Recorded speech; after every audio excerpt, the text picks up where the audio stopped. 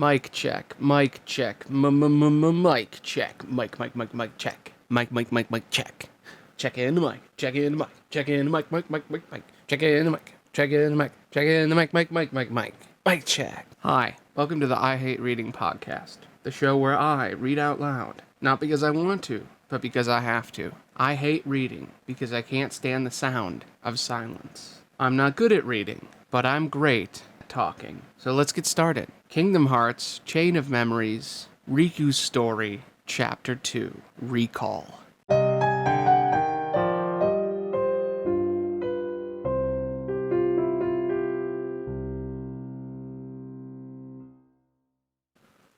Alright, I'm back. This time, I'm going to read an entire page, or maybe an entire half a page, and then go back and cut out all my mess-ups, instead of cutting it out each time. Save me more time. I don't know, but I'm going to try my best. So, let's go.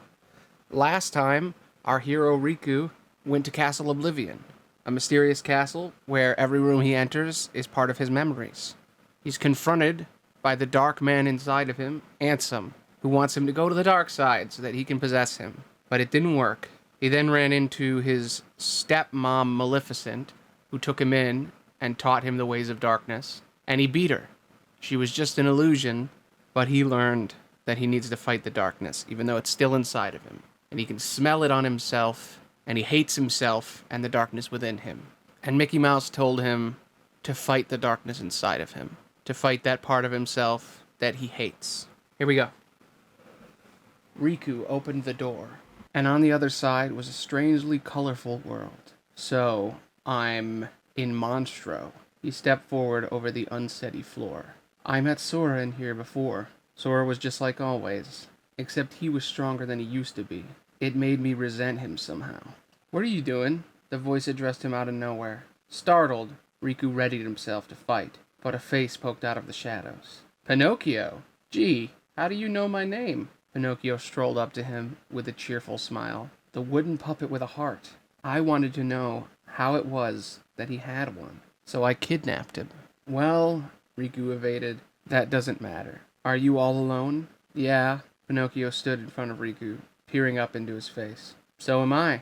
But as he said that, his nose grew. Oops. That's right. Pinocchio's nose gets longer whenever he tells a lie. So that means he's not alone in here, Riku thought. Unlike me. You're not alone, are you, Pinocchio? No. My father's here, too. Do you have a father? I don't have anyone. No one at all? No one at all. Oh, so you're all alone. Whoa. Pinocchio's nose grew longer again. Hey, no fair. Don't trick me into telling lies. Laughing, Pinocchio held his nose, trying to push it back down. You're not alone. It felt like Riku could hear King Mickey's voice again. But no one ever stays with me. I'm always alone. I believe in him, but I'm still so alone. So you're not alone either. Finally, Pinocchio's nose shrunk back down to its normal size. He rubbed it, giggled, and then disappeared. I am too alone, Riku mumbled and kept walking. Why am I alone, he wondered. Is it because I lost my heart to the darkness? But I fought it back once. That isn't good enough. That's not enough for me to see Kairi and Sora. What do I have to do to see them again? What do I have to do so the three of us can be laughing together again? He didn't know. All he knew was that he just had to keep moving forward. He had to find out what the truth was. And then he understood what he had to do. So what if I am alone? He kicked at a weirdly flabby lump on the wall. The lump split open and Heartless poured out. Oh, so you guys are still with me. Huh. Riku stood ready with Soul Eater. They attacked him from every which way, and he jumped up high and brought the sword down on a Heartless. A heart floated up from it as it turned to light and disappeared. The Heartless he once commanded was gone. If it wasn't for the Heartless and all those people trying to use them, maybe we could have made it outside our world on our tiny little raft. He recalled the night of the storm. When the storm came, I went out to the little inlet to make sure the raft didn't float away. I was running through the driving rain, trying to get to the inlet, and then I noticed that a great big door had appeared in front of our secret spot. What's a door doing there? I thought. And just then, someone whispered to me, You want to see other worlds, don't you? I turned, and a man in a black cloak was standing there. The door will soon open. You have nothing to fear. There is no need to fear the darkness. Now go, Riku. I never hesitated. Nothing could hold back my longing to see the outside world. Riku! Kairi must have come to the inlet with the raft in mind, too. She came running up to me. What? The man in the cloak said something, but I couldn't hear it over the pounding waves. He was looking at Kairi, though. And now, I know what he said. A princess of heart. Riku, the raft got washed away. Never mind the raft, Kairi. There's another way to go to the outside world. Huh? She stared at me, looking confused. What about Sora? Right, because Kairi would only think of Sora. But I was the same way. When Sora and I were together, we could go anywhere. I really believed that. And then, with Kairi, who had to know something about this outside world, together, there was nowhere we couldn't go. Sora and Kairi can come too, can't they? I said to the man in the black cloak. He nodded silently. Then, he seemed to vanish into the door. Hey, Riku, what was that about? It was raining so hard by then I could barely make out Kairi's expression. Kairi, you wait here by the door. I'll go get Sora. Riku, wait! I ignored her protest and started to run. To get Sora. That's where I was going. Sora, hey! We can leave this world right now. He came worrying about the raft too. I found him soon. Where's Kairi? I thought she was with you. The first thing he said to me was about her. The door has opened. I told him. Riku. He stopped in his tracks. He was looking at me strangely too. Sora was only ever thinking about Kairi. And Kairi was only ever thinking about Sora. But now that would change. Kairi's coming with us, I shouted. Once we step through, we might not be able to come back. But this might be our only chance. We can't let fear stop us. I'm not afraid of the darkness. I reached out my hand for him. Come on, Sora, let's go. Riku. He looked just a little bit nervous as he tried to take my hand. I had no idea what was happening around us right then. I never even glanced at it. All I cared about was that Sora was right there, and I was reaching for him. Just a little bit more, and he would make it. Sora! The moment I called his name, that was when I noticed the darkness swirling around me. Darkness was covering my body, but there was no need to be afraid of it. And then, covered in darkness, everything went dark, and the next thing I knew, I was standing in Hollow Bastion. And ever since that moment, I've been alone, Riku thought. Why didn't I notice that the darkness was taking hold of me? I couldn't even see anything else. Take that! Riku swung Soul Eater and knocked back a Heartless in the way. What went wrong? How did I end up so alone? Riku took out the Heartless one after another, blocking out his own thoughts. On the first floor of Castle Oblivion, Sora stood in a white hall. We gotta find the king, Donald Duck murmured. The king's here, said Goofy. Sora turned back to them. Well, I don't know for sure, Donald said stubbornly. Something just told me he'd be here, okay? Aw, shucks. Goofy's shoulders drooped. But now that you're mentioning it, I was kinda thinking the same thing. You too, Goofy? Said Sora. So was I. The strange feeling he'd had before they walked into the castle. It was a hunch that they might meet someone here. One look at the castle and I just knew that our very best friends, they're here. Sora stared up at the door atop the stairs. Maybe. No. Definitely. They'd find their friends. He was sure of it. Riku was somewhere in this castle.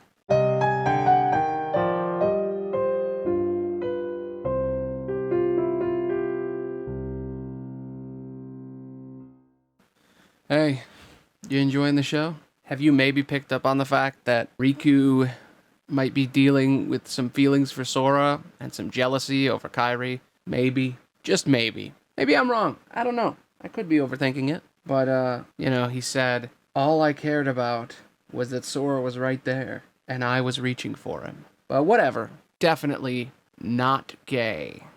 Anyway, this episode is brought to you by my linktree. Go to it. It's in the description. On my linktree is links to all of my stuff. My podcasts, my Twitch, my YouTubes, all my different channels and content that I make. And if you're listening to this, thank you so much for being here. I've been thinking about ending the show, but it's the few people that leave comments that really get me. Anyway, it's in the linktree, all the stuff, Aloney podcasts, each individual channel on both Spotify and Apple, as well as like a combined channel that has all the different podcasts, like premiering. But yeah, it's whatever. Anyway, back to the story.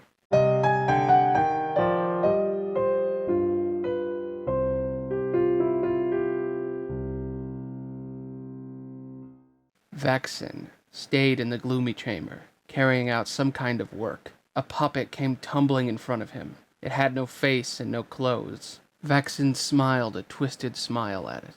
"I have identified the scent," said a voice from behind him. Vexen turned to see Zexion standing there. "It is Riku." "The scent? Oh, the other presence that appeared beside Maleficent." Vexen considered this. But Riku, he was stuck with the king, behind the door to darkness. How could he have escaped? Impossible. Riku must have vanished in there. "His being was once merged with the darkness," Vexian replied, detached and clinical. "And he may be closer to the darkness now." "Fascinating. So that's why you mistook him for the superior. The dark power given to Riku must have facilitated his escape from its realm. Quite a specimen, connected to both the Keyblade and the darkness. We'll need more data." Vexen turned back to the puppet. "What I would like to know is why he appeared here in Castle Oblivion," said Zexion. Vexen laughed over his shoulder. "Oh, that's really quite simple. His existence resonates with that of another hero." "Sora, you mean?" "The very same. He arrived earlier. By now, the scoundrel Marluxia must have set his plan in motion, using Naminé's powers to meddle with Sora's mind." Vexen sounded glad about it for some reason. Zexion listened quietly. "It seems he desperately wants the Keyblade Master for himself. Well, he can have his silly plots. While he plays around with Sora, we'll have Riku all to ourselves. The entity that holds real value is the one so much like our superior, Riku, the hero of darkness." With that, Vexen resumed his work, making an adjustment to the puppet in front of him. Zexion kept on watching. No matter how far he kept going, he only ran into more Heartless. Why? Riku kept swinging Soul Eater, as if he could cut through the misgivings in his own heart. Maybe I'm only finding Heartless because nothing but darkness remains in my heart. I met Pinocchio, though, so there must be others around here somewhere too. But I'm supposed to find you here, Sora. Heartless after Heartless turned in light and disappeared. Where do they go when they disappear, he wondered. Do they go back to the realm of darkness? If I disappear, will the same happen to me? Riku eradicated the last of them and stood catching his breath. Just then, an enormous round mass fell down from the ceiling. "What is that?" Riku jumped back and held his Soul Eater ready again. It was a huge Heartless, the parasite cage. Long arms flailed out from its squat round body, and its teeth gnashing together looked like prison bars over the gaping mouth. Perfect. I'm in the mood to hit something. Riku ran straight at it, but as he did, black mist rose up around him. Huh? He stopped and saw his hands were swathed in darkness, and his whole body. "What's happening to me?" he murmured, and the parasite cage swiped at him with its arms. But it didn't knock him over. It was like he simply absorbed the attack. He was still standing, and now there was a black cloak covering him. What? The parasite cage lashed at him, trying to push him over, and Riku brought Soul Eater down on its arm. He could feel the terrible power in that strike. And this cloak, it was the same as when Ansem had taken control of him. So this darkness was... "I had simply tempered the darkness that yet remained in your heart." That's what Ansem had told him. "The darkness in my heart is making me stronger." Staring at his hand, Riku bit his lip. The parasite cage attacked again, but it didn't even scratch him. He leaped up and brought Soul Eater down on its head. The parasite cage let out a terrible shriek and dissolved into sparks of light. Darkness swirled around Riku, the same as before. He found himself wearing the ink-black cloak, and then his outfit returned to normal. The power of darkness, that strength, that speed, everything was much more than he knew he usually had in him. A shiver ran up his spine. Am I going to be swallowed up by the darkness? He felt like the stench of darkness that clung to him had gotten stronger too. A door appeared where the parasite cage had vanished. His fists clenched hard. Riku walked through it. He emerged into another hall of marble, but unlike before, a man was standing there waiting for him. "You must be Riku. Are you with Ansem?" Riku didn't take a fighting stance with Soul Eater, but only stared hard at the man. He was sickly pale with long hair and wore some kind of black cloak, which looked familiar to Riku, and one thing was certain. The man stank of darkness too. "Well, you are half correct. but let us say he is not the Ansem with whom you are familiar. He is Ansem, and he is not Ansem. Perhaps the best way to say it is nobody. The man stepped slowly toward him. Nobody? Riku snorted. I'm not in the mood for riddles. Try again. He belongs to neither the light nor the dark, but walks the twilight in between. How is that? Belonging to neither, he can't belong. Riku thought that sounded like himself.